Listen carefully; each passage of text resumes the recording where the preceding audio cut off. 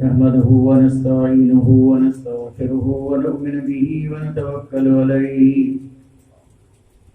ونعوذ بالله من شرور أنفسنا ومن سيئات أعمالنا من يهده الله فلا مضل له ومن يضلله فلا هادي له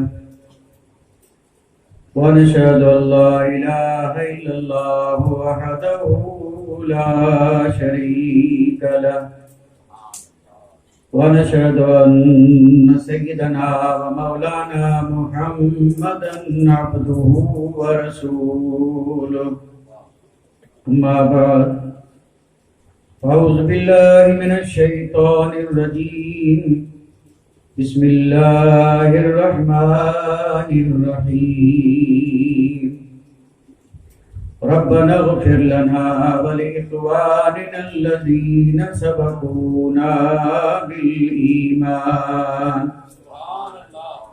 آمنت بالله صدق الله مولانا العظيم وصدق رسوله النبي الكريم ونحن على ما قال من الشاهدين والشاكرين والحمد لله رب العالمين كما قال الله تبارك وتعالى في عظمة شان حبيبه إن الله وملائكته يصلون على النبي يا أيها الذين آمنوا صلوا عليه وسلموا تسليما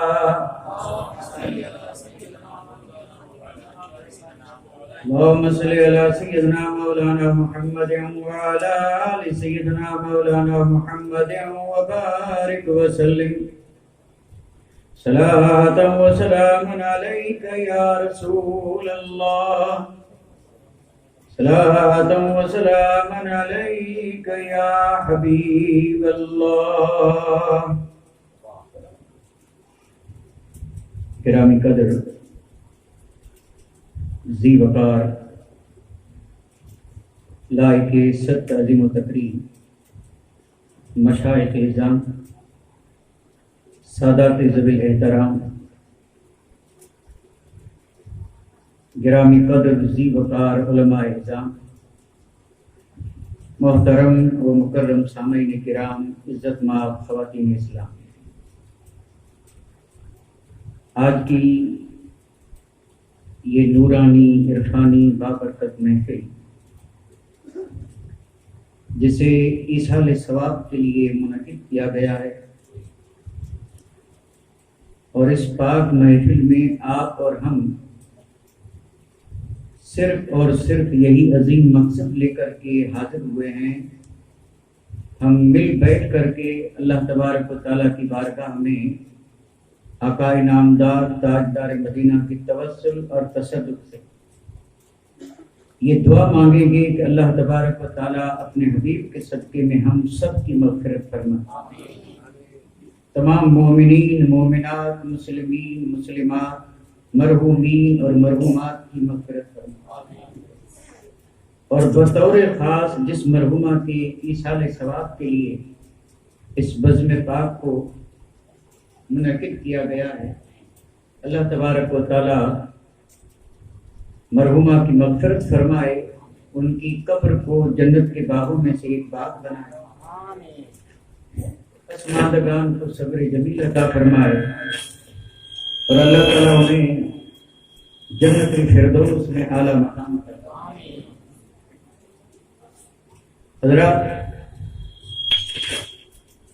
حضرات نے کافی دیر تک اللہ تبارک و تعالیٰ کی حمد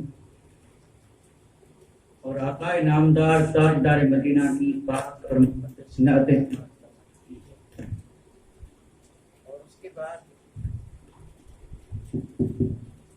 ایک چھوٹے سے بچے نے بہت بڑی بات کی۔ بھئی بچے کو نہیں دیکھا جائے گا، اس کی بات کو دیکھا جائے گا۔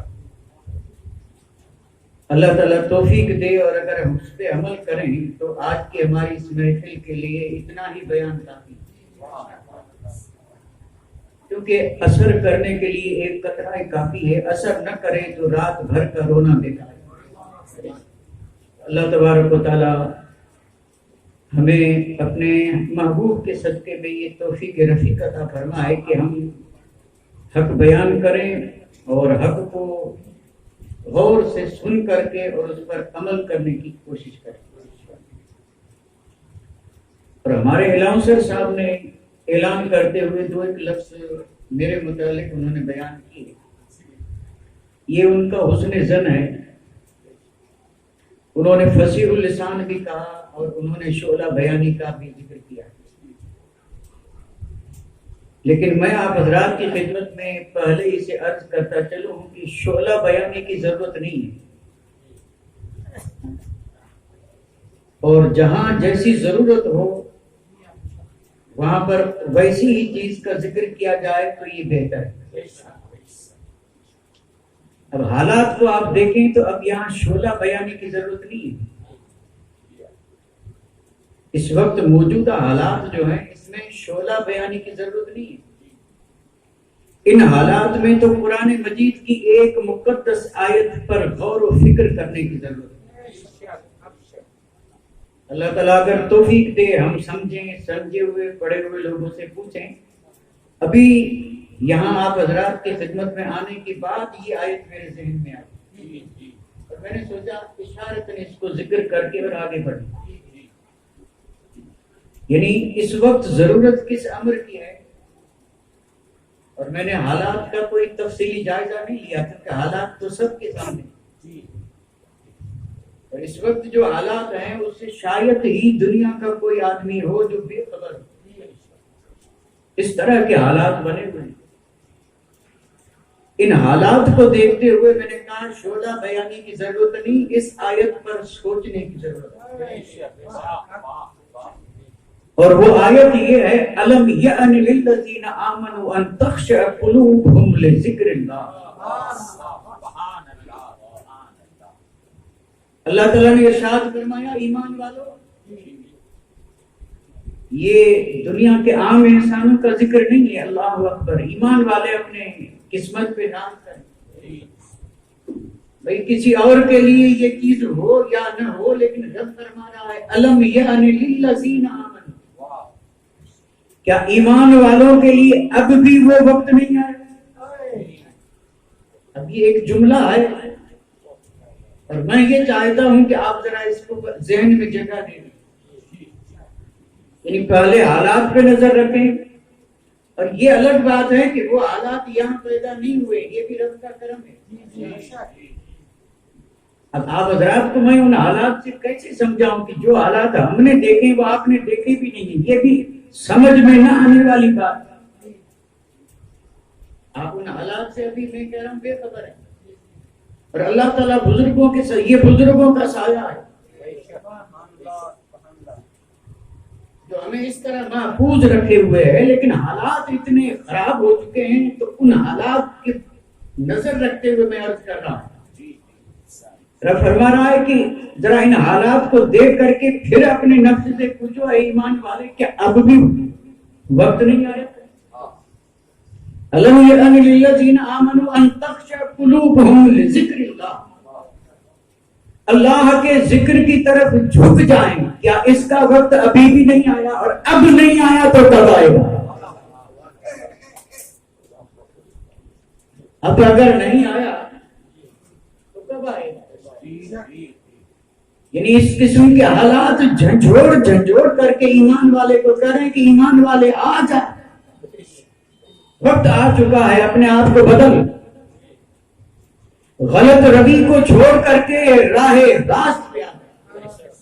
اللہ تعالیٰ ہم سب کو اس پر غور کرنے کی توفیق عطا فرمائے، اور توفیق یہ عطا فرمائے کہ اللہ کے فضل سے ہم سب رب کی بارگاہ میں یہ عہد کریں، یہاں نہیں تنہائی میں جب جائیں تو سر سجدے میں رکھ کر کے کہیں مولا وقت آ گیا، اب یہ وقت آ گیا، حضرت فضیل بن عیاض ڈاکو تھے، اور واقعہ عرض کرنا نہیں ہے، یعنی صرف اس آیت کے متعلق سمجھانا ہے۔ حضرت فضیل بن عیاض ڈاکو اور پھر سرخیل اولیاء بن گئے، ولیوں کے سردار بن گئے، ڈاکہ سے نہیں کرتے، لوٹ مار، لیکن ایک ان کا انداز وہی تھا جو آپ لوگوں کا ہے،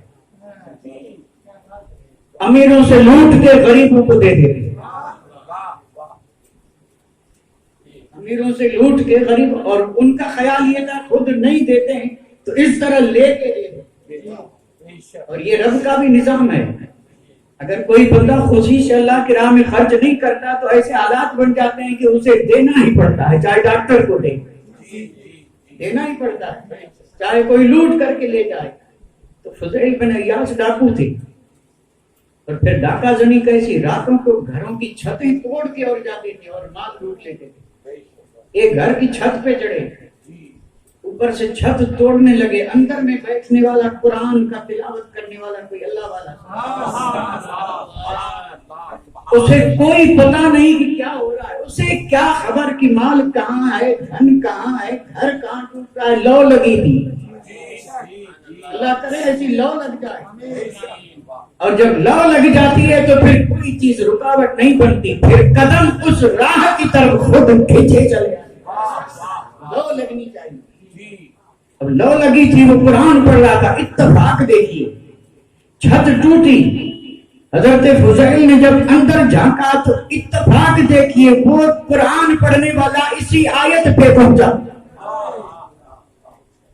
ادھر وہ گھر میں داخل ہونا چاہتا تھا، لٹیرا، ڈاکو، رہزن، لیکن ایمان تھا۔ اللہ ایمان سلامت رکھے، ایمان سلامت رکھے، ایمان والا تھا۔ آیت سنی، اس پڑھنے والے نے پڑھا، الم یان للذین آمنوا ان تخشع قلوبہم لذکر اللہ، کیا اب بھی وقت نہیں آیا ایمان والو کہ تمہارا دل خدا کے ذکر میں مشغول ہو جائے؟ آیت سنی، آنسو بہنے لگے، اور وہی اعلان کر دیا کہ مولا اب وہ وقت آ چکا ہے۔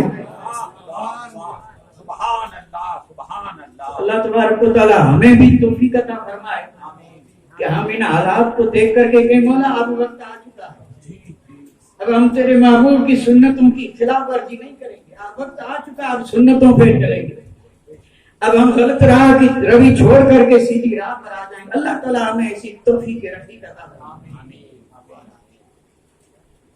خطبہ مسنونہ کے بعد جو آیت پڑھی، اس آیت کو میں نے اس لیے نہیں پڑھا ہے، اسی آیت کو میں عنوان بنا، عنوان تو ہمارا متعین ہے، جو کچھ کریں گے اللہ ثواب دے گا مرحومہ کی بارگاہ میں، عنوان تو ہمارا بالکل صاف ہے، چاہے جو بیان کریں، لیکن چونکہ میرا اپنا ایک معمول ہے، آپ حضرات کی دعاؤں سے معمول میرا یہ ہے کہ میں موقع اور مال کے لحاظ سے بات کرتا ہوں، جیسا موقع جیسا مال، کوشش یہ کرتا ہوں کہ اسی حساب سے بات کی جائے۔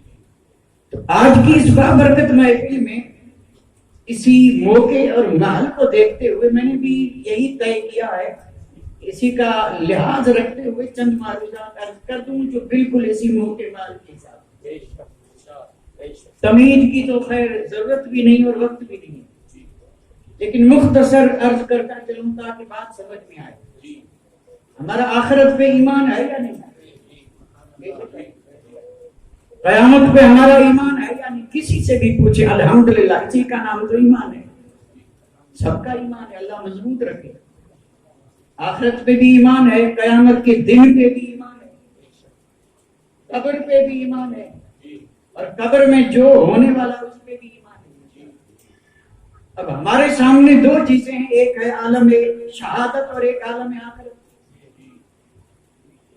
ہم دونوں کو جیسے اس کو مان رہا ہے ویسے ہم اس کو بھی مانتے ہیں، اسی کا نام ایمان ہے۔ قبر کے جو حالات ہیں وہ حشر اور حشر کے حالات، سب پر ہمارا ایمان ہے۔ تو یہ عالم شہادت جو ہے اسی طرح ہم مانتے ہیں کہ عالم آخرت اور عالم برزخ، اور دونوں سے ہمارا رابطہ اور سابقہ یہاں ہے، اور اس کے بعد جائیں گے عالم برزخ میں، پھر جائیں گے عالم آخرت۔ اور پھر وہاں پر جو حالات ہیں حدیث پاک نے بیان کیا اور ہم نے سنا اور سب کے ذہن میں. اب یہاں میرا بالکل بڑے اختصار سے آپ سامعین کی خدمت میں مؤدبانہ ہی عرض ہے، یہ عالم شہادت جو ہے اس میں جو حالات پیش آ رہے ہیں، ہم ان سے نبرد آزما ہونے، ان سے بچنے اور اس کے لیے تیاریاں کر رہے ہیں کہ نہیں؟ بھئی مثلا گرمی کا موسم آنے والا تو خیال یہی آتا ہے کہ گرمی سے بچنے کا بندوبست کرو، سردی کا موسم آ رہا ہے تو سردی سے بچنے کا انتظام کرو، برسات کا موسم آ رہا ہے تو پھر گھروں کی چھتیں، کھیت کھلیان، ساری چیزوں کا پہلے ہی سے انتظام کیا جا رہا ہے کہ برسات کا موسم آ رہا ہے. مکمل تیاری کر رہے ہیں یا نہیں کر رہے ہیں؟ اسی چیز کو ذہن میں رکھتے ہوئے میرا یہ سوال ہے کہ کیا اسی طرح ہم اپنے عالم آخرت کے لیے کوئی تیاری کر رہے ہیں کہ نہیں؟ کیونکہ وہاں پر بھی حالات تو یہی ہے، اور وہاں کے حالات ان حالات کے مقابل میں تو ان حالات کے مقابل میں یہ حالات کچھ بھی نہیں. میں صرف ان حالات میں سے ایک حالت کا بیان کر دوں. دیکھو آج گرمی، ابھی اس وقت تو الحمدللہ دھوپ بھی نہیں ہے، بارش ہونے کی وجہ سے ماحول ٹھنڈا بھی ہو گیا، لیکن 2-4-5 دن پہلے کی بات کتنی زیادہ گرمی. اگر آدمی دھوپ میں 1 گھنٹہ کھڑا ہو تو کھڑا نہیں ہو سکتا. اب جب 1 گھنٹہ کھڑا نہیں رہ سکتا، تلاش یہ رہتی ہے کہ سایہ تلاش کیا جائے تاکہ جسم کو کچھ راحت ملے. سایہ تلاش کرتے، اور سائے میں بھی اگر سکون نہ ملے تو پھر یہ فین، فریزر، ایئر کنڈیشنر، یہ سب کس لیے ہیں؟ تاکہ آرام ملے. اس جسم کو آرام دینے کے لیے کتنے پاپڑ ملے جا رہے ہیں. اور قیامت کے دن کا حال یہ ہے کہ اس دن سورج سوا نیزے پہ ہوگا. اس پہ ہمارا ایمان ہے یا نہیں؟ یعنی 1.25 میل کی. اور آج سورج کا رخ ادھر ہے اور پیٹھ ادھر ہے. اس وقت جو گرمی پڑ رہی ہے اس کا حال یہ ہے کہ آج سورج جو ہے اس کا رخ ادھر ہے، پیٹھ ادھر ہے، چوتھے آسمان پر. اور پیٹھ کی گرمی کا حال یہ ہے کہ تڑپ رہے ہیں. اور قیامت کے دن پیٹھ ادھر ہوگی اور رخ ادھر ہوگا. آپ علماء سے پوچھیں، آج یہ زمین جو ہے یہ مٹی ہے، اللہ تعالیٰ نے مٹی میں یہ تاثیر رکھی ہے. سورج کی شعاعیں اور گرمی جب زمین پہ پڑتی ہے تو زمین اسے اپنے اندر کھینچ لیتی، جسے جذب کرنا چاہتے ہیں. ساری گرمی اگر زمین نہ کھینچے تو یہاں جینا مشکل ہو جائے. یہ زمین جذب کر رہی ہے. اور اس دن زمین مٹی کی نہیں تانبے کی ہوگی. سورج کا رخ ادھر، زمین تانبے کی. اس پہ جتنی بھی گرمی پڑے گی وہ زمین گرمی کو اوپر پھینکے گی. اب اوپر سے گرمی، نیچے سے حال یہ. اس لیے فرمایا گیا کہ ہر آدمی اپنے پسینے میں ڈوبا ہوگا، پسینے میں ڈوبا ہوگا. اور یہ پسینہ بھی جس کے جیسے گناہ اس حساب سے ہوگا. کسی کے ٹخنے تک، کسی کے گھٹنے تک، اور کسی کی یعنی سینے تک، اور کسی کی گردن تک، اور کوئی ڈوبا ہوگا جس کے جیسے کر دوں. اور اس پسینے کی گرمی کا حال یہ بتایا گیا کہ اس پسینے کا اگر ایک قطرہ آج کسی پہاڑ پہ لا کے رکھ دیا جائے تو پہاڑ راکھ بن جائے. یہ اس گرمی کا حال، اس پسینے کی گرمی، اس میں یہ آدمی. اور اس پسینے کی بدبو کا حال یہ ہوگا، آج اگر ایک قطرہ بھی اس پسینے کا اس جگ میں گرا دیا جائے تو انسان اس کی بدبو سے جانوروں کے دماغ پھٹ جائیں. ایسا حال ہونے والا ہے. اور پھر اس عالم میں کوئی سایہ ہوگا نہیں. آرام نے سنا سایہ نہیں ہوگا. آج تو چھت کا سایہ دیوار کا سایہ، درخت کا سایہ، دور نہیں تو قریب سائے مل رہے ہیں، اپنا پرایا سایہ مل رہا ہے، وہاں کوئی سایہ ہوگا ہی نہیں۔ اور حال یہ ہوگا، اب حدیث پاک سن لیں جس کو میں نے اپنی گفتگو کا عنوان بنایا، یہ حال ہوگا، کوئی سایہ ہوگا نہیں، صرف ایک سایہ، یعنی سورج 1 میل پہ، زمین تانبے کی، آدمی پسینے میں ڈوبا ہوگا، سایہ نہیں ہوگا، صرف ایک سایہ، اور وہ سایہ کسی درخت کا نہیں، چھت کا نہیں، محل کا نہیں، کسی دیوار در کا نہیں، وہ سایہ ہوگا عرش الہی کا سایہ، اللہ تبارک و تعالیٰ کے فضل و کرم کا سایہ۔ کوئی سایہ نہیں ہوگا، سایہ صرف ایک ہوگا، اور سایہ ہوگا عرش الہی کا سایہ۔ اور پھر میرے آقا نے ارشاد فرمایا 7 قسم کے لوگ ہیں کہ اللہ تعالیٰ انہیں بلا کر کے اور اپنے عرش کا سایہ عطا فرمائے گا۔ تکبیر، اللہ اکبر، نعرہ تکبیر، اللہ اکبر، نعرہ رسالت، اللہ سنت، 7 قسم کے لوگ، اور یہ جو میں بات عرض کر رہا ہوں یہ صرف اس لیے نہیں ہے کہ میں بیان کر رہا ہوں آپ سنیں، ہم اس پہ غور کریں کہ ان 7 قسم کے لوگوں میں سے کہیں ہمارا بھی نام اس فہرست میں ہم میں سے بھی کوئی آ رہا ہے کہ نہیں، اس لیے یہ میں عرض کر رہا ہوں۔ اب یہ 7 قسم کے لوگ، اور اس حدیث کو روایت کیا حضرت ابو ہریرہ رضی اللہ تعالیٰ عنہ، صحاح ستہ کی حدیثوں میں یہ حدیث موجود، مسلم میں موجود، حضرت ابو داؤد نے روایت کیا، ابن ماجہ نے روایت کیا۔ میں حضرت ابو ہریرہ کی روایت عرض کر رہا ہوں، اور کلمات اس لیے پڑھوں گا تاکہ میرے نبی کے کلمات، اور جہاں یہ کلمات پڑھے جائیں گے انشاءاللہ صد بھی ملے گا۔ عن ابی ہریرہ رضی اللہ تعالی عنہ قال النبی صلی اللہ تعالی علیہ وسلم 7 یظلهم اللہ تحت ظلہ یوم لا ظل الا ظلہ، امام عادل، شاب نشأ فی عبادت اللہ، رجل قلبه معلق بالمساجد، رجلان اتحادا فی اللہ اجتمعا علیہ وتفرقا، رجل دعته امرأة ذات منصب او قال ذات حسب ونسب وجمال فقال انی اخاف اللہ، ورجل تصدق بصدقة فأخفاها حتى لا تعلم يساره ما تنفق يمينه، ورجل ذكر الله خاليا ففاضت عيناه بالدموع،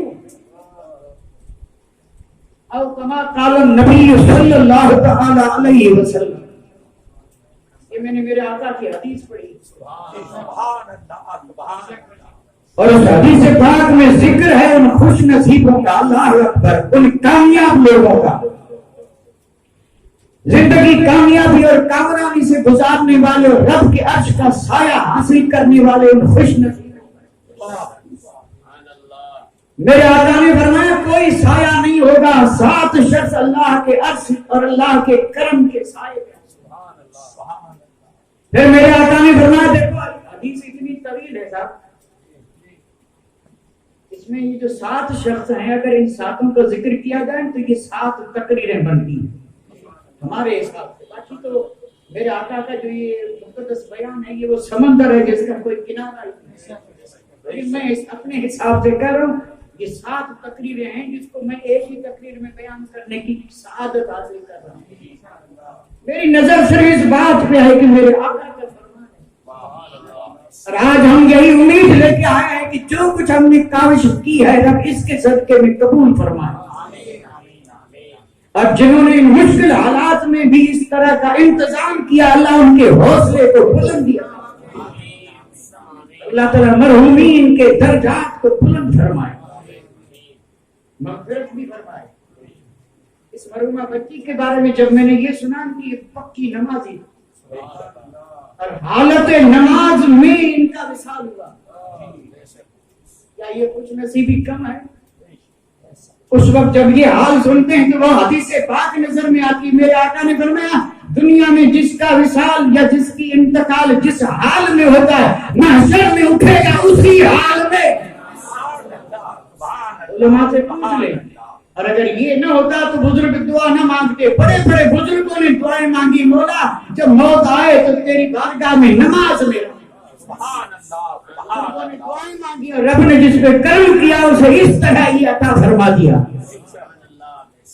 تو اس میں گھروں کا بھی دخل ہے، بچوں کے ان حالات میں گھروں کا بھی دخل ہے، تو اللہ ان گھروں کو سلامت رکھے، ان بچوں کو سلامت رکھے، عمر دیکھیں، جذبہ دیکھیں، رب نے انعام بھی وہ دے دیا کہ یعنی گھروں میں کیا کیا چیزیں نہیں ہوتی۔ آج ہمارے گھروں کا جائزہ لیں اور ہمارے بچوں کا جائزہ لیں، کس حال میں 24 گھنٹے گزر جاتے ہیں۔ پہلے دشمن بنا تھا ٹی وی اور اب ہے موبائل، سارا وقت اسی میں برباد ہو رہا۔ ان ماحول میں اگر ٹی ویوں کو موبائلوں کو چھوڑ کے اور کوئی بچی مصلی بچھا کے رب کی بارگاہ میں کھڑی ہو جائے، واہ واہ واہ واہ، اس سے بڑھ کر کے اور سعادت مندی کیا ہوگی؟ جس حال میں، اس لیے بزرگ دعائیں مانگتے تھے، مولا سجدے میں ہوں اور میری روح نکل جائے، قیام میں رہوں میری روح، یہ دعائیں مانگتے تھے، اور کرم جن پہ ہوتا تھا قبول ہو جاتی تھی، قبول۔ اور ہم بھی یہ دعا مانگے کہ مولا ایک دن جسم سے روح کا نکلنا تو یقینی ہے، نکلے اس حال میں یا تو مسجد میں ہو یا سجدے میں۔ سبحان اللہ سبحان اللہ سبحان اللہ، بے شک بے شک۔ تو میرے آقا نے فرمایا 7 قسم کے لوگ، یذلھم اللہ، اللہ تعالیٰ انہیں اپنا سایہ دے گا، سبحان اللہ سبحان اللہ۔ اس میں پہلا شخص ہے امام عادل، عدل کرنے والا حکمران۔ اب چونکہ ہم میں سے نہ کوئی حکمران ہے اور نہ کوئی بادشاہ ہے، اس لیے کسی کے ذہن میں یہ آئے گی کہ اس کی تشریح کی بھی ضرورت نہیں، لیکن صاحب ایسا معاملہ نہیں ہے۔ امام عادل، عادل حکمران، وہ عرش کے سائے میں ہوگا، وہ حاکم جو عدل کرے۔ ہم حاکم اگرچہ نہیں ہیں لیکن عدل کر سکتے ہیں، ہم حاکم نہیں ہیں لیکن عدل کر سکتے ہیں، اور اسلام نام ہی نظام عدل کا ہے۔ اسلام کا اگر دوسرا نام پوچھیں اسلام کیا ہے تو قرآن اور حدیث بتاتی ہے اسلام نام ہے نظام عدل کا، عدل ہی کا نام اسلام ہے۔ تو عدل کسے کہتے ہیں؟ عدل ضد ہے ظلم کا، ظلم سمجھ لیں تو عدل سمجھ میں آ جائے گا، اور یہ ہر مومن کے لیے ضروری ہے۔ اب ظلم کیا ہے تو میرے آقا نے فرمایا وَضُعُ الشَّيْءَ عَلَى غَيْرِ مَحَلِّهِ هِيَ ظُلْمٌ، جس چیز کی جو جگہ ہے اسے ہٹا دو یہ ظلم ہے، اور نہ ہٹاؤ تو یہ عدل ہے۔ اور جس چیز کا جو اصل مقام ہے وہ اسلام نے بتایا ہے، آنکھ دیکھنے کے لیے ہے، کیا دیکھے اسلام نے بتایا، اور اگر وہی سن رہے ہیں تو یہ عدل ہے، ہٹی نہیں، عدل ہے۔ کان سننے کے لیے ہے، اور اسلام اس لیے آیا تاکہ طے فرما دے کہ بندے کلمہ پڑھا ہے تو یہ سننا اور یہ مت سننا۔ جو سننے کا حکم ہے وہی سن رہا ہے تو عدل ہے، اور اگر اس کے سوا سن رہا ہے تو زندگی میں صبح سے شام تک عدل ہی عدل ہے، اور اس کے ضد میں ظلم ہے۔ ایک بزرگ کا قول عرض کرتا تھا، دیکھو میں عدل کی تفسیر تو نہیں سمجھا سکتا، اشارہ ہی کیا، لیکن ذرا سا غور کریں گے تو انشاءاللہ باپ کئی بار سمجھا بھی چکے ہیں، سمجھ میں آنے والے عدل کیا ہے اور ظلم کیا ہے۔ اور یہ شان ہے اسلام کی کہ وہ بتاتا ہے کہ یہ عدل ہے اور یہ ظلم ہے۔ قرآن دیکھنا، اور دوسری طرف ننگی تصویر دیکھنا، بزرگوں کے چہرے دیکھنا اور طوائفوں کے چہرے دیکھنا. کیا ہم اس میں یہ بھی طے نہیں کر سکتے کہ اس میں عدل کیا ہے اور ظلم کیا ہے؟ یہ قدم سنیما کی طرف بڑھی، کیا کہیں گے؟ اور یہی قدم اللہ کے گھر کی طرف اٹھے. بہت آسان ہے، بہت آسان ہے. اور میں اسی پر ایک بزرگ کا صرف واقعہ عرض نہیں کروں گا، کیونکہ اس پر تو ایک دو نہیں بلکہ بے شمار حدیثیں بھی الحمدللہ ذہن میں اور واقعات بھی ہیں. اور اسی طرف جائیں گے تو پھر یہ باقی جو ذکر ہے یہ بھی مکمل نہ ہو سکے شاید، کیونکہ ہمارے پاس وقت بھی بہت مختصر ہے. عدل عدل اللہ کرے، عدل پہ نظر ہے، اسلام کا عدل. اور میں بزرگ کی بات نقل کر رہا تھا، قول ہے، قول بڑا زبردست قول ہے. فرمایا الدنیا الملک یدوم بالکفر ولا یدوم بالظلم. آپ نہیں سمجھے ہوں گے، علماء سمجھے. فرمایا یہ دنیا، یہ بادشاہتیں کفر سے تو قائم رہ سکتی ہیں لیکن ظلم سے قائم نہیں رہ سکتی. پوری دنیا کی بادشاہتوں میں کافر ہی کافر ہو پھر بھی بادشاہیں چلتی رہیں گی. کفر سے بادشاہیں برباد نہیں ہوتی، لیکن جہاں ظلم آ جائے وہاں بادشاہتیں بھی برباد، ملک بھی برباد، گھر بھی برباد، محلے بھی برباد. ظلم سے کوئی چیز باقی رہ نہیں سکتی. آپ پوری تاریخ کا مطالعہ کر لیں، جس گھر میں ظلم آیا اس گھر کو برباد کر دیا، اور جس گاؤں میں ظلم وہ گاؤں برباد ہو گیا، اور جس ملک میں ظلم ہو ملک برباد ہو گیا، کیونکہ ظلم کی تاثیر ہی بربادی ہے. اور اس کے خلاف عدل، عدل کی تاثیر ہی آبادی ہے. عدل جو کرتے ہیں ان کے نام آج بھی گونج رہے ہیں. جنہوں نے عدل کیا ان کے نام آج بھی زندہ ہیں. زندہ است نام نوشیرواں بعدل. نوشیرواں کو دنیا سے گئے ہوئے عرصہ گزر گیا لیکن عدل تھا اس لیے نام زندہ. اور جنہوں نے ظلم کیا ان پہ پھٹکار ہے، اور جنہوں نے عدل کیا ان کے لیے دعائیں. تو امام عادل، عدل کرنے والا بادشاہ قیامت کے دن عرش کے سائے میں. یہ ہوا ساتھ میں سے ایک. اور ساتھ میں دوسرا کون؟ اللہ اکبر. سب کے ذہن میں ہے یہ بات، میرے نوجوان بارہا سن چکے ہیں، اللہ کرے بات یاد رہے. دوسرا کون؟ میرے جیسا بوڑھا نہیں، سفید داڑھی والا نہیں. امام عادل کے بعد ڈائریکٹ میرے نبی کی نظر گئی امت کے نوجوانوں پہ. میرے آقا نے فرمایا دوسرا شاب نشأ فی عبادت اللہ، وہ خوش نصیب نوجوان جس کی نوجوانی بندگی میں گزری.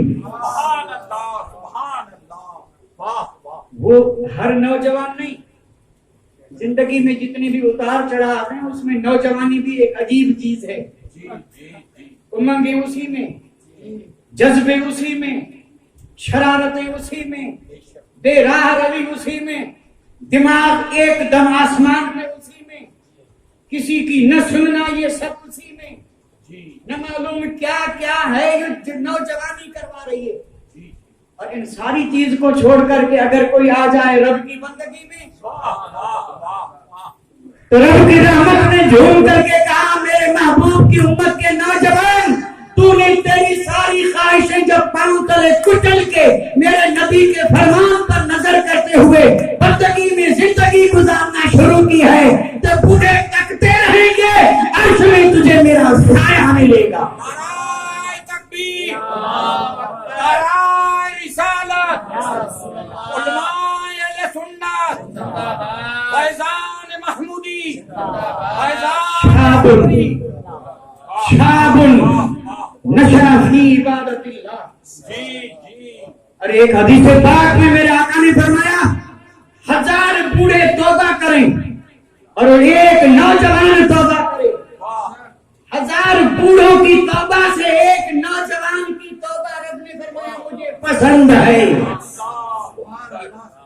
سبحان اللہ سبحان اللہ. اور پھر حدیث پاک سے ثابت ہے نوجوان جو نوجوانی میں گناہوں سے توبہ کرے رب نے فرمایا وہ میرا حبیب ہے. سبحان اللہ سبحان اللہ. واہ حبیب اللہ جی. کون؟ شاب النشا فی عبادت اللہ. توبہ کی بس اب وہی کروں گا جو میرے رب اور میرے رسول کا حکم ہے. اور جو کیا اس سے توبہ مولا گناہ معاف کر آج کے بعد کوئی چھوٹا موٹا گناہ نہیں کروں گا. رب نے فرمایا آ جا اب تو میرا حبیب ہے. سبحان اللہ سبحان اللہ. واہ واہ. تو دوسرا وہ نوجوان جس کا حال یہ اللہ سے ہم سب کے نوجوانوں کا حال یہ کرتا ہے. دنیا فانی ہے. جو آیا سو گیا. کب گیا کس حال میں گیا کتنے گئے کیسے گئے سب کو دین میں. آج وہ کل ہماری باری ہے. ذرا باری پہ بھی نظر رہے. شابن نشا بھی عبادت اللہ.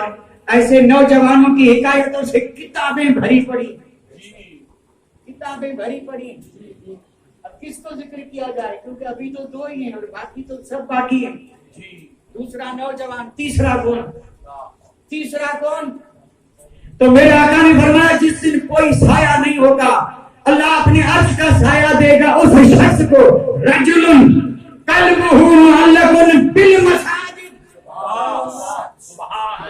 وہ خوش نصیب اللہ کا بندہ اپنے حبیب کا امتی جس کا مسجد سے دل لگ جائے.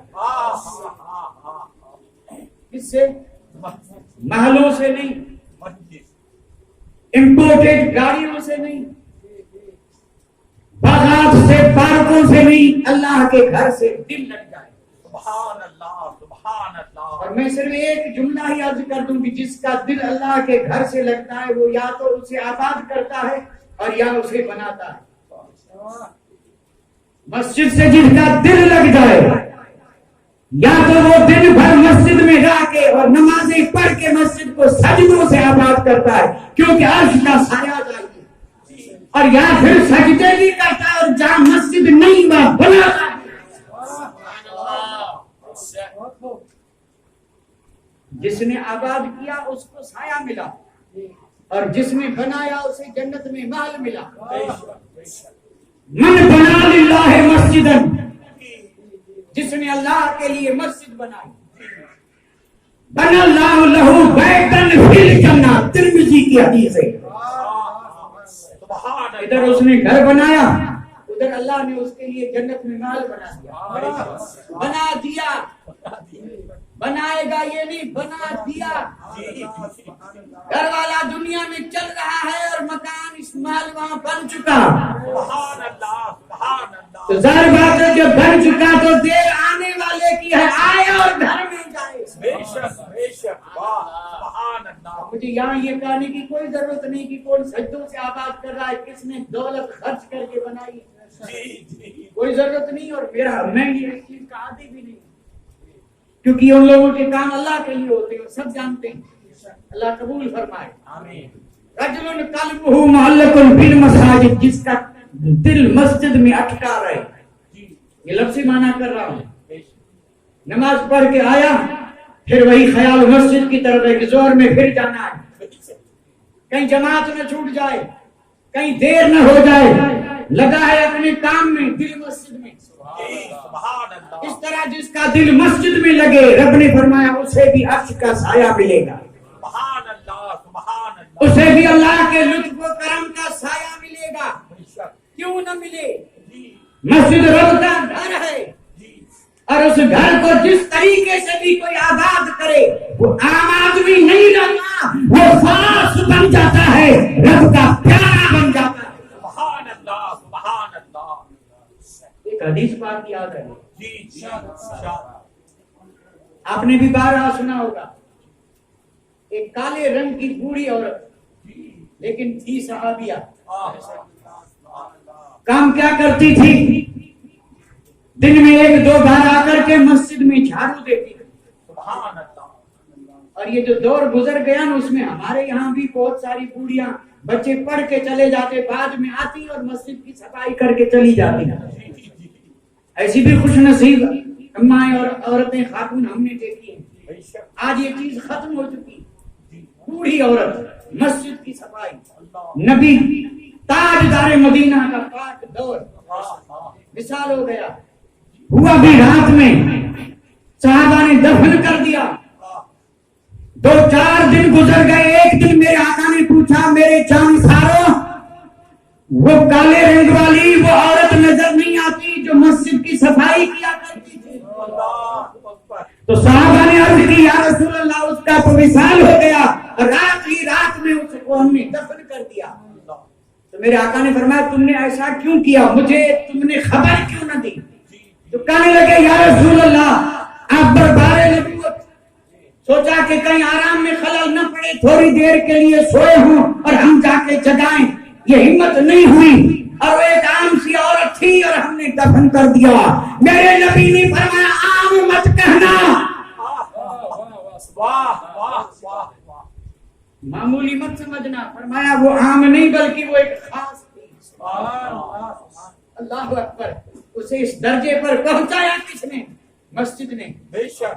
اور پھر اللہ اکبر رحم و کرم تو دیکھیے میرے آقا نے صحابہ سے فرمایا اس وقت تم نے اطلاع نہیں دی، اب مجھے اس کی قبر پہ لے چلو. امام الانبیاء اس مسجد صاف کرنے والی بڑھیا کی قبر پہ کھڑے ہیں اور دعا مانگ رہے مولا میں راضی تو بھی ہو جا راضی. اور آج یہ سارا کام بانگی کے ذمہ کرے تو کبھی ہاں نہیں تو ڈانٹ نہیں پڑتی. اور ہر مقتدی اس پہ سوار کیوں نہیں کیا؟ ٹھیک ہے بانگی رکھتے ہیں یہ بھی ثواب کا کام ہے، لیکن ہونا تو یہ چاہیے کہ یہ کام ہم خود اپنے ہاتھ سے کریں، کیونکہ جہاں بانگی کو قبر میں جانا وہاں ہمیں بھی جانا ہے. اور یہ وہ چیز ہے جو قبر کو منور کر دیتی ہے اور بندے کو رب کا پیارا کر دیتی ہے.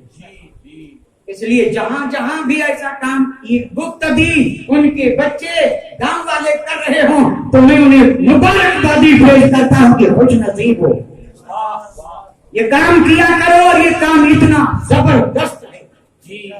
یہ ہو گئے 3. چوتھا کون؟ اب میں کوئی وضاحت نہیں کروں گا، صرف یہ گنتی پوری کروں گا. صرف گنتی 3 تو یہ ہو گئے. چوتھا کون؟ رجلان تہادا فی اللہ اجتماع علیہ تفرق علیہ. جو آدمی جنہوں نے محبت بھی اللہ کے لیے کی اور دشمنی بھی اللہ کی، ملے بھی تو اللہ کے لیے اور جدا بھی ہوئے تو اللہ. کتنا بڑا زبردست یہ مقام ہے. آپس میں 2 آدمی محبت کریں اللہ کے لیے، کوئی مقصد نہ ہو، اللہ ان دونوں کو اپنا پیارا بنا لیتا ہے. ایک صاحب چلے تھے کسی سے ملنے، بیچ میں ایک آدمی ملا، کہا السلام علیکم. کہا وعلیکم السلام. کہاں جا رہے ہو؟ کہا فلاں کو ملنے. فرمایا کوئی تجارتی معاملہ؟ کا نہیں. کوئی جان پہچان رشتہ داری، کوئی خون کا رشتہ کا کچھ بھی نہیں، کوئی مطلب کا کچھ بھی نہیں. پھر کیسے جا رہے ہو؟ جا رہا. کہا میں صرف اللہ کے لیے اس سے ملنے جا رہا، کیونکہ میں نے اس سے دوستی اللہ کے لیے کی، وہ میرا دوست ہے اللہ کے لیے. اب جب اس نے کہا اللہ کے لیے تو جو کھڑا تھا اس نے کہا تجھے مبارک ہو. کہا کس کی؟ کہا تو اللہ کا محبوب بن گیا.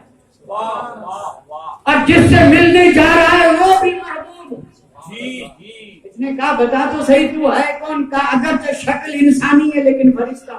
اور آج مجھے رب نے اس لیے بھیجا تھا کہ تیری راہ پہ کھڑے ہو کر کے دنیا پہ یہ ظاہر کر دوں کہ جو اللہ کے لیے کام کیا جاتا ہے وہ بندے کو اللہ کا پیارا بنا دیتا ہے.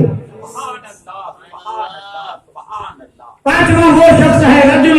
یہ بڑا زبردست مضمون ہے، اس پر میں اس کا صرف ترجمہ کروں گا. 5واں کون؟ رجل وہ شخص دعتہ امرأۃ ذات حسب و جمال، جسے ایک بڑے منصب، بڑے خاندان، بڑے حسن و جمال والی عورت نے اپنی طرف راغب کیا، لبھایا اور گناہ کی دعوت دی. عورت نے اسے گناہ کی دعوت دی، کوئی رکاوٹ نہیں. عورت بھی نسب حسب والی خوبصورت، حسن قدموں میں بچھڑا ہے. اور جب عورت نے دعوت دی تو اس نے اوپر دیکھ کر کے کہا تو یہ کہہ رہی ہے لیکن. اللہ اکبر. اس نوجوان نے کہا لیکن، اور اس نے کہا لیکن کیا؟ کون دیکھ رہا ہے؟ میں خود ہوں نا. तुझे कोई परवाह नहीं करनी चाहिए। इसने कहा लेकिन, और उसने कहा लेकिन के बाद बोल, कहा लेकिन अल्लाह से डरता हूं। अल्लाहु अकबर। और तेरा कहना अपनी जगह पे है, लेकिन मैं इन्नी अखाफुल्लाह, मैं ये काम करने से अल्लाह से डरता हूं। और जो इस तरह डरे, रब में कोई साया नहीं होगा, मैं उसे अर्श का साया। सुभान अल्लाह, सुभान अल्लाह, सुभान और छठा आदमी वो है तसद्दक़ बिसदक़तिन, अल्लाह। जिसने खैरात की। अल्लाह क्या किया? खैर। खैरात की। और उस खैरात को इतना छुपाया। ये छुपाने की क्या है, इंतहा है, हालांकि ऐसा होता नहीं, लेकिन हदीस में बयान किया गया इतना छुपाया कि जो दाएं ने दिया वो बाएं हाथ को पता न चला, इतना छुपा के दिया। तो सदका बिसदक़तिन, सदका किया और छुपाया। अल्लाह ताला उसे अर्श का, ये सदके का मजमून तो इतना जबरदस्त है। और बीच में एक जुमला अर्ज करता चलूं, और ये हालात जो इस वक्त कहते हैं कि ये मर्ज है, ये बला है, ये वबा, इसका इलाज नहीं, गलत कर रहे हैं, गलत कर रहे हैं। मेरे आका ने फरमाया सदका तो तरुद्दुल बला, ये हदीस से पाक है। मेरे आका ने फरमाया जब बलाएं नाजिल होने लगे तो राह मौला में सदका करो, बलाएं टल जाएंगी। सुभान अल्लाह, सुभान अल्लाह, सुभान। ये हदीस है। वाह वाह। आज बीमारों पे कितना खर्च किया जाता है, जी। फिर भी तंदुरुस्त नहीं। ये दुनिया के नुस्खे हैं। मेरे आका ने फरमाया बताओ मर्जाकुम बिसदकात, अपने बीमारों का इलाज करो सदकों से। सदका दो, अल्लाह शिफा देगा, क्योंकि हदीस का नुस्खा है। बला टालने के लिए भी हदीस में नुस्खा है, और बीमारों की शिफा के लिए भी हदीस में नुस्खा है। तो 4 मिनट और दे दी तो थोड़ी सी बात कर, ज्यादा नहीं, 2-4 मिनट, क्योंकि जब ये सदके खैरात की बात आई है, बीमारियों से शिफा की बात आई है, तो अभी हाल ही में या कुछ अरसा पहले मिस्र में एक मुहद्दिस ये हदीस बयान कर रहा है कि बीमारों का इलाज करवाओ सदके से। जब उसने ये हदीस पढ़ी तो एक साथ खड़े हो गए। उसने कहा आप भी सच्चे हैं, मेरे नबी ने भी सच फरमाया। इस हाथ आलिम ने पूछा वो कैसे? कहा आप बीती सुना रहा हूं। अभी आज बीती जो उसने सुनाई वो तो अखबारों में सफों में फैली है। उसने सुनाया कि मुझे दिल का आर्जा हुआ, हार्ट अटैक, 2 बार हमला हो चुका। अब मैंने सोचा एक ही बार बाकी है, चला गया अमेरिका। वहां बड़े बड़े डॉक्टरों ने मेरा इलाज किया, दवा से इफाका तो हुआ, लेकिन मौत सर पे मंडलाता रहा। मुझे यकीन था कि इन दवाओं से बच तो नहीं सकता, थोड़ा सा सहारा है। अब वो खुद कह रहे हैं। एक दिन एक कसाब की दुकान पे गया जहां गोश्त बिक रहा था।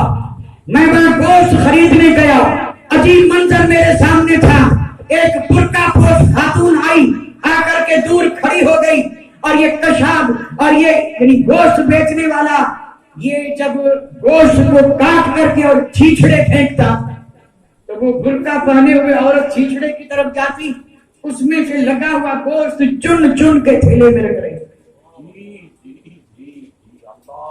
इसने कहा मैं काफी देर देखता रहा, मुझसे रहा न गया। मैं करीब गया और मैंने कहा बहन अगर इजाजत हो तो बात कर। उसने कहा भाई इजाजत है। फरमाया तू ये क्या कर रही है? फरमाया बच्चे छोटे हैं, बेवा हूं, 7 साल से मेरे घर में गोश्त नहीं बना। और अब 2-4 दिन से बच्चों ने मुझे इतना परेशान किया कि मां गोश्त खाना। तो मैंने यही तरीका समझा कि है तो कुछ नहीं कि ले जाऊं। इस तरह जो कुछ भी गोश्त की एक बोटी भी मिलेगी तो शोरबा बना के बच्चों को राजी कर। मैं ये इसलिए तिनका चुन के जमा कर। इसने कहा मेरा दिल तो पहले ही कमजोर था, अब मेरे दिल की धड़कन बढ़ गई। मैं मुड़ा उस कसाब की तरफ और मैंने कहा भाई देख इस औरत को, इस खातून को, आज के बाद जब और जितना गोश्त चाहे दे देना और उसकी रकम मैं दूंगा। بے فکر جب جتنا چاہے دینا جی اور بل مجھ سے وصول کرنا. اور پھر کہا کہ میں گیا اس عورت کے پاس، کہا بہن ایک بھائی کا تحفہ اللہ کے لیے قبول کر لے. آمین. عورت تو بیچاری سسکیاں بن چکی تھی، جی حالات ہی ایسے تھے. اب عورت نے کوئی جواب نہیں دیا، وہ تو چل گئی، کوٹ سے جتنا لیا گئی. اور اس نے کہا میں جب گھر پہنچا تو چارے کا رنگ بدلا ہوا تھا. بچوں نے کہا ابا روزانہ تو پریشان حال، آج چارہ کھلا ہوا تھا. یہ تو مجھے بھی سمجھ میں نہیں آتا، لیکن ایک خوشی ہے جس نے میرے دل کو مسرور کر دیا. سبحان اللہ سبحان اللہ. واقعی جو اللہ کی راہ میں خیرات کرتے ہیں ان کے دل کو سرور بھی ایسا ہی ملتا ہے.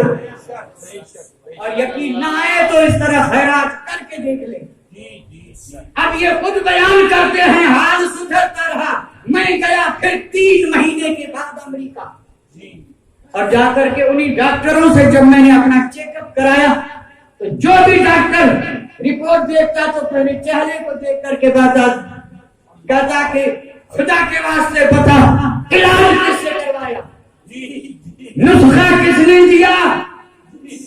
اب یہ جواب کیا دے؟ جی اس نے کہا نہیں کہ تیرا دل بالکل درست ہو چکا، بیماری ختم ہو چکی، اب تیرے پاس دل کا کوئی عارضہ نہیں، دوا کون سی لی. جی اس نے جب اصرار کیا تو کہا کہ یہ نسخہ طبیبوں کے طبیب کا نسخہ ہے، اللہ کے حبیب کا نسخہ ہے. سبحان اللہ سبحان اللہ. کہا یہ میرے نبی کا بتایا ہوا نسخہ ہے کہ جب لا علاج مرض ہو تو بیماری کا علاج کرواؤ خیرات اور صدقے سے. راہ اللہ میں صدقہ دو، رب تمہیں شفا عطا فرما دے. سبحان اللہ. اور آخری شخص کون؟ رجل ذکر اللہ خالیا، وہ خوش نصیب جب بھی تنہا ہوا، جب بھی اکیلا ہوا، ذکر اللہ کا ذکر کرنے لگا. اور جیسے اللہ کا ذکر کیا پیچھے والی خطاؤں پہ نظر گئی تو ذکر کرتے کرتے رونے بھی لگا. ذکر اللہ خالیا، اللہ کو ذکر کیا، یاد کیا، اور پھر اپنے گناہوں پہ رونے لگا. جب اس کی آنکھ سے آنسو بہنے لگے تو رحمت نے کہا رونا بند کر دے، رونا بند کر دے. میدان محشر میں اللہ تجھے اپنی عرش کا سایہ دے گا. سبحان اللہ سبحان اللہ. سبعۃ یظلھم اللہ، 7 شخص ہے. پہلا امام عادل، دوسرا عابد نوجوان، تیسرا وہ جس کا دل مسجد سے لگے، چوتھے وہ جو اللہ کے لیے ہر کام کرے، محبت بھی اللہ کے لیے، دشمنی بھی اللہ کے لیے، اور پانچواں وہ کہ جس کو کسی عورت نے برائی کی دعوت دی اور اس نے کہا میں اللہ سے ڈرتا ہوں، رب کے خوف سے برائی کو چھوڑ دیا. اور پھر چھٹا وہ جس نے صدقہ کیا، کسی کو پتا بھی نہ چلا، اور صدقہ اس کی ہر مصیبت کے لیے سامان اور اس کے لیے شفا کا ذریعہ بن گیا. اور ساتواں وہ جس نے خالی جب ہوا اللہ کو یاد کیا، آنسو بہائے، رب نے فرمایا کہ میں نے تیرے لیے عرش کا سایہ رکھ دیا. میرے آقا نے فرمایا کہ اگر اس دن سایہ چاہیے تو آ جاؤ نکل کے ان کی جماعت میں.